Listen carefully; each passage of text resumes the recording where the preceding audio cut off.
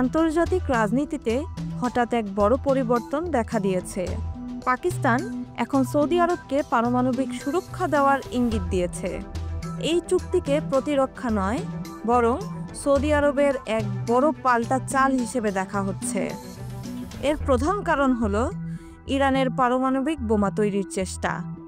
এই ঘটনা মধ্যপ্রাচ্য থেকে ভারত পর্যন্ত সব দেশের হিসাব নিকাশ পাল্টে দিচ্ছে।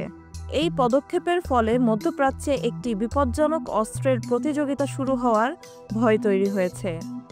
বিশেষজ্ঞরা বলছেন, ইরান যদি তাদের কাজ না থামায় তবে সৌদি আরবও পারমাণবিক বোমা বানানোর চেষ্টা করতে পারে। যদিও পাকিস্তানের অর্থনীতি দুর্বল, তাদের সামরিক শক্তি সৌদি আরবকে সেই নিরাপত্তা এনে দিচ্ছে যা তারা খুঁজছিল।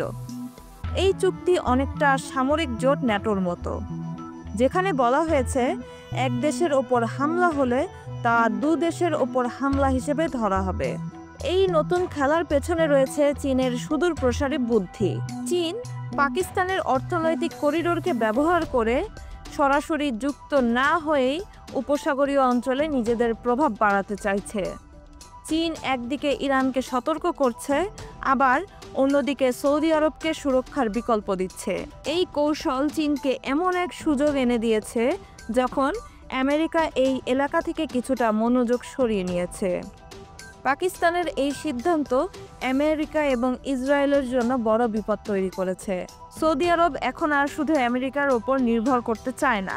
এই কৌশলগত পরিবর্তন কি মধ্যপ্রাচ্যের ক্ষমতাকে নতুন করে সাজাবে, নাকি আরও বড় অশান্তি তৈরি করবে?